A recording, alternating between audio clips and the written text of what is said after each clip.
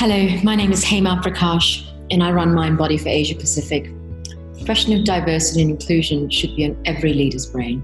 You cannot possibly succeed if you don't have as equal a representation of society. Imagine not having the same dialogue or thought tracks if you all talk the same or behave the same. So I look forward to seeing this dialogue grow from strength to strength, and I wish everyone luck as you go through it. Good afternoon to my fitness colleagues. I'm coming to you from Riyadh, Saudi Arabia. My name is Karen Matthews and I am the Group General Manager of Evox Fitness Clubs here in Saudi. I was asked to put together my thoughts about inclusion and diversity in the health and fitness industry.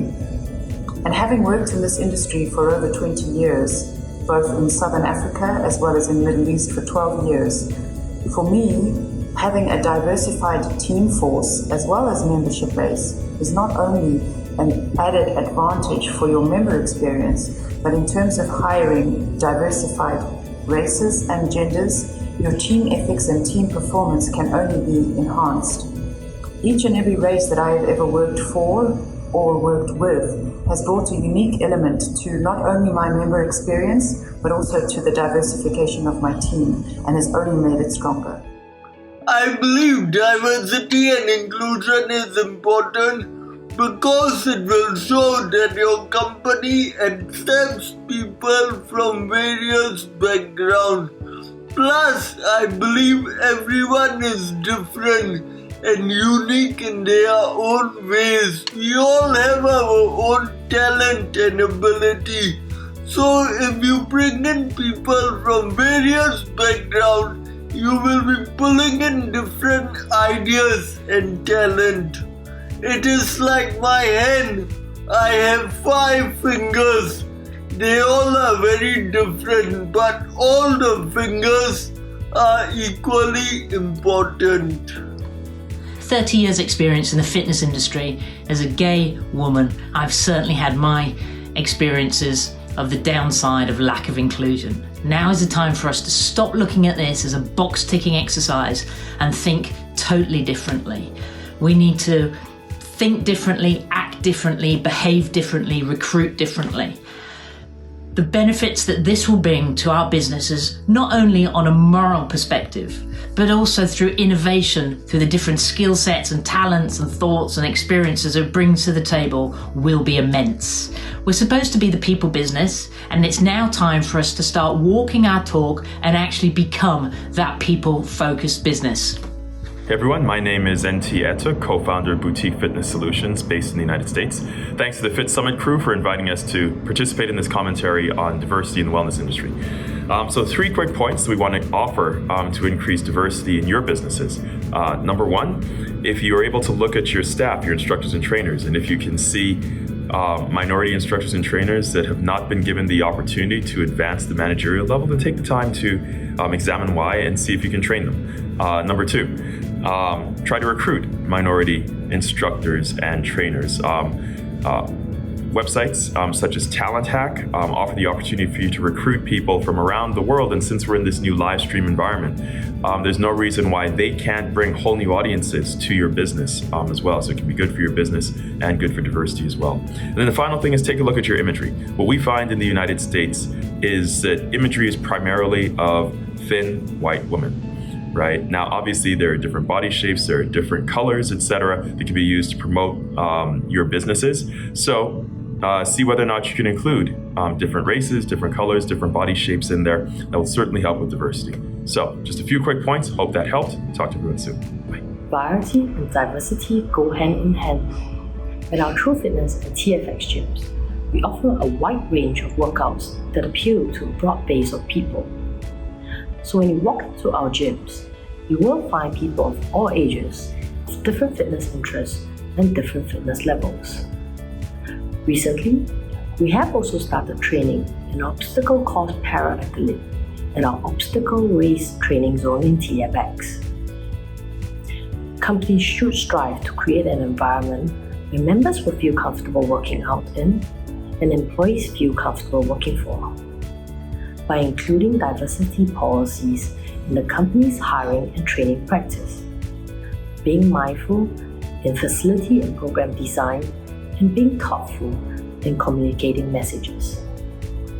It's no secret that the way to attract and retain customers and employees is to create a home away from home. Hi, my name is Mel Tempest, lover of innovation, collaboration, and of course, opportunity for all. Wow, the fitness, health and wellness industry has moved incredibly fast in 2020. Now more than ever globally, we need to focus on diversity and inclusion as opposed to exclusion. Excluding an individual based on belief or perception is not my industry, nor do I believe it's yours.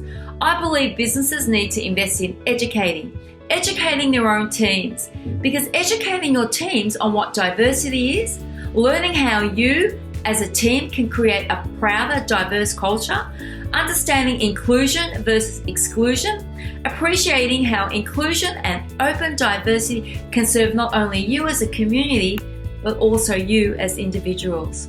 The era of excluding a person based on who they are, their beliefs, their stance, colour, and even sexual orientation are gone. Only when we as an industry reflect this vision can we move forward as one.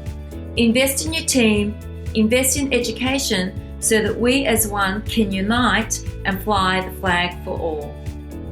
In a nutshell, diversity is about empowering people by respecting and appreciating what makes them different in terms of age and gender, ethnicity, religion, or even disability. And inclusion is about belonging. Inclusive cultures make people feel valued and respected for who they are.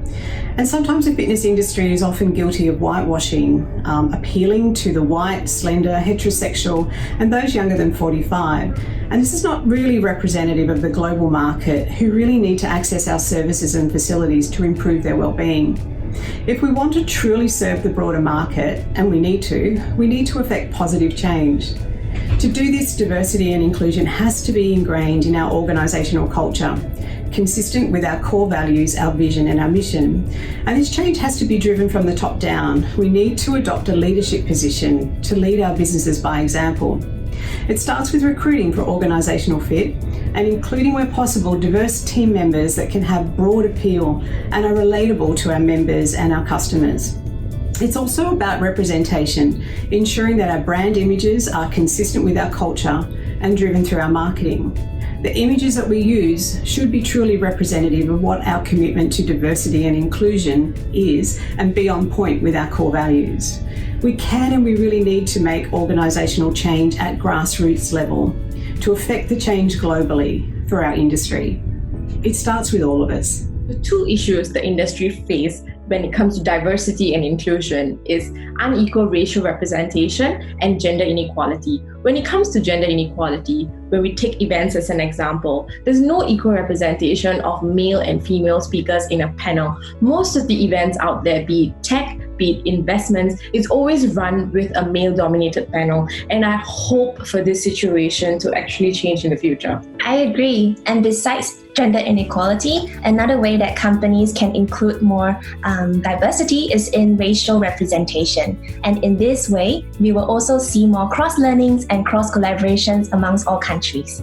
At the Fit Summit, at our recent online summit series, we had a good representation across our speakers and attendees. We had them from the US, from Europe, Middle East, as well as Asia Pacific. At the Fit Summit, we strongly advocate for an equal opportunities for male and female, and we hope to replicate this at every event. Thank you for listening. We'll see you there. Hi, my name is Lindsay Rainwater. I am the founder and CEO of the Women in Fitness Association, and I want to talk to you today about diversity and inclusion within your organization and the critical nature of the focus that this topic deserves from you as a leader. When you look at your C-suite, when you look at your director team, do you see a proper representation of both race, background, gender?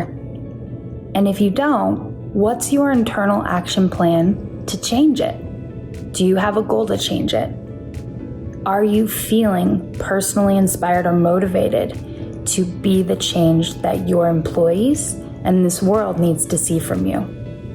It's critical that you evaluate your internal position on this matter, and one of the easiest and first steps that you can take is to expand your network to Include people that you don't currently provide opportunities to. Find new people that you've never met before. Spend 10 minutes a day searching on Instagram, whether it's by hashtag or looking on LinkedIn, to expand your network to beyond your current reach.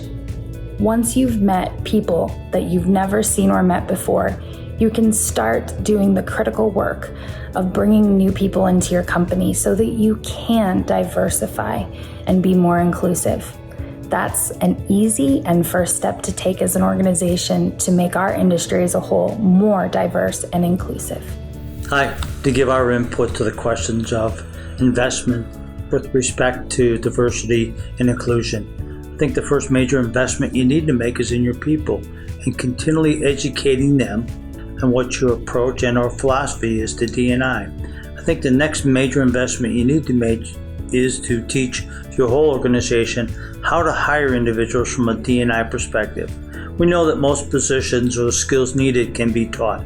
It's tougher to teach softer skills such as passion, discipline, attitude, teamwork. Those are tough things to teach anybody. So if you think about that as an approach to hiring new individuals, I think the end result is your D&I becomes very successful within your organization. Thanks.